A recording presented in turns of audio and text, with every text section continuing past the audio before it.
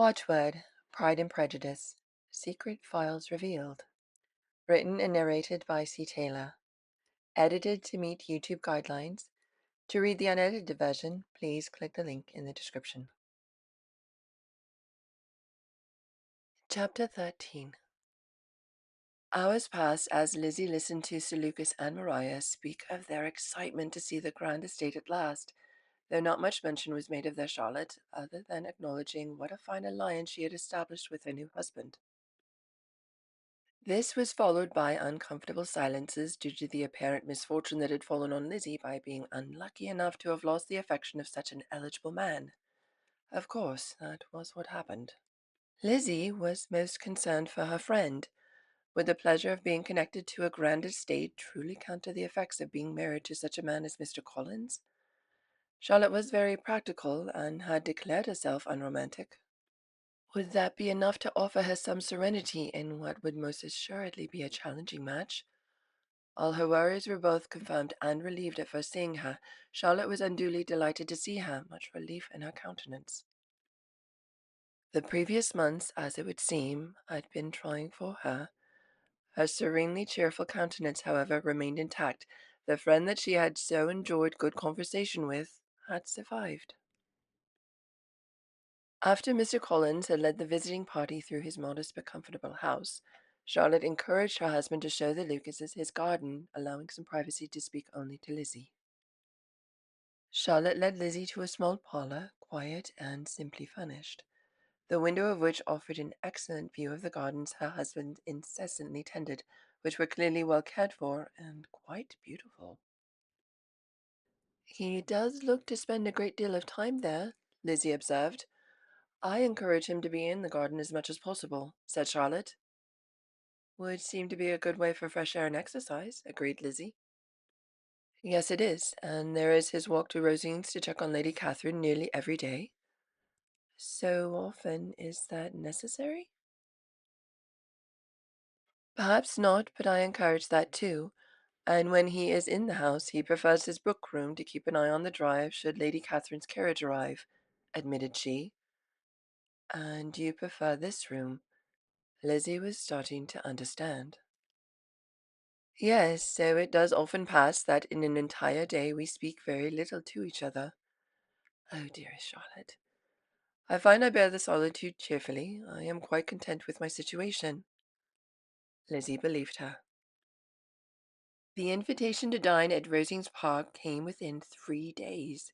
Mr. Collins was delighted at the honor. Sir Lucas and Maria seemed to pale, and nervously attempted to situate themselves in the very best they had brought.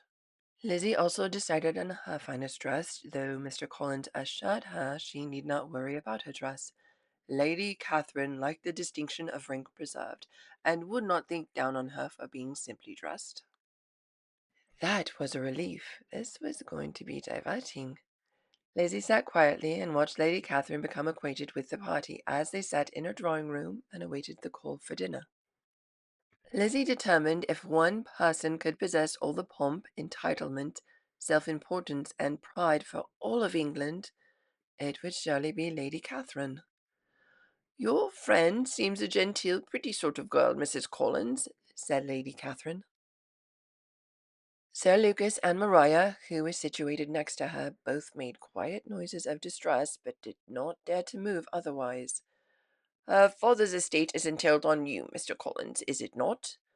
"Yes, mum, and I assure you," he attempted, but she did not need to hear. She turned back to Elizabeth. "It is evident you do not have brothers. Have you any sisters?" "Yes, mum, I am the second of 5 sisters." "I am glad," said Lady Catherine, turning to Charlotte, "for your sake, but otherwise I see no occasion for retailing estates from the female line." "It was not thought necessary in Sir Lewis de Bourgh's family. Do you play, Miss Bennet?" What had she done to be so interrogated? "A little." "Oh, then some time or other we shall be happy to hear you. Our instrument is an excellent one." "Do your sisters play and sing?" "One of them does." "Why did not you all learn? The Miss Webbs all play, and their father has not so good an income as yours. Do you draw?" "No, Elizabeth Bennet does not draw." She remembered fondly her mother's instruction with her strokes before answering her concealment. No, not at all. What? None of you? Lady Catherine was astonished. Not one. That is very strange, but I suppose you had no opportunity.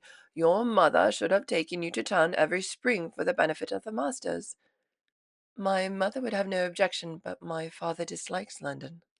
Has your governess left you? We never had a governess. She did not add that her mother allowed her to govern the younger ones. Other than Mary, who loved to play, they did not wish to learn a thing from her, and she did not wish to enforce her will.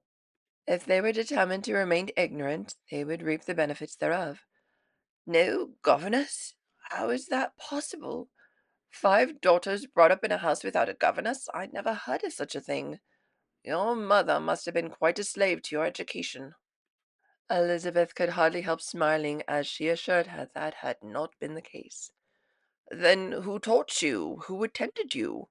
Without a governess, you must have been neglected. Compared with some families, I believe we were, but such of us that wished to learn were never denied the means. We were always encouraged to read, and my father would arrange all the masters that we wished. Those who wished to be idle were allowed. I no doubt, but that is what a governess will prevent, and if I had known your mother, I should have advised her most strenuously to engage one. Are any of your sisters out? Yes, mum, all of them. All 5 out at once? The younger ones out before the older are married? Your younger sisters must be very young. Yes, my youngest is not 16.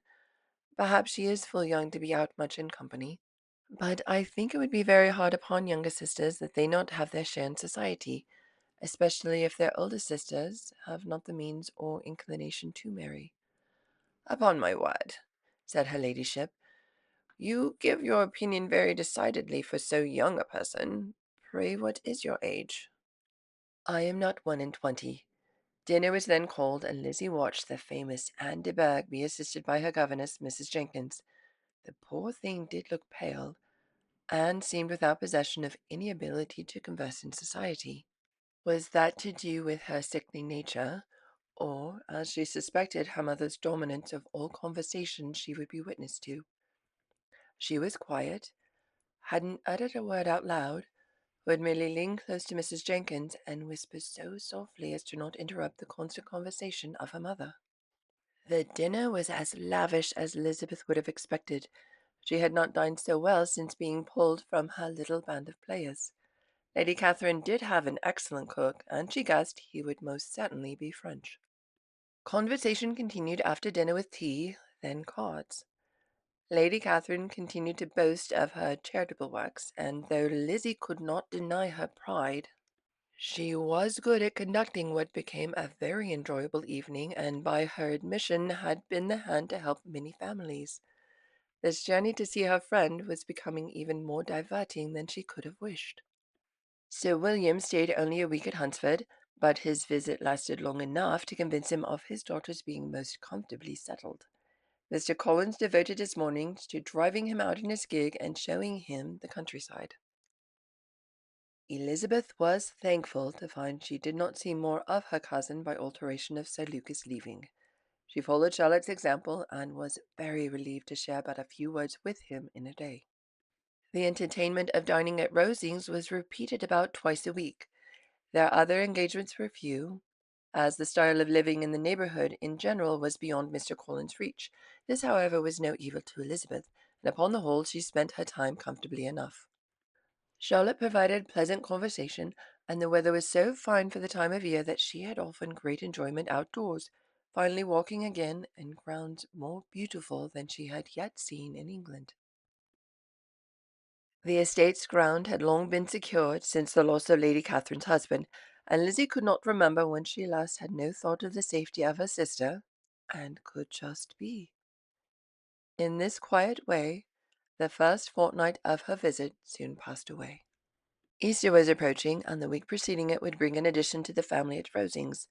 The fluttering started as she heard it would be Mr. Darcy, and he would arrive in a few days. Lady Catherine spoke of his coming with the greatest satisfaction. spoke of him in terms of the highest admiration, and seemed almost angry to find that he had already been frequently seen by Miss Maria Lucas and herself.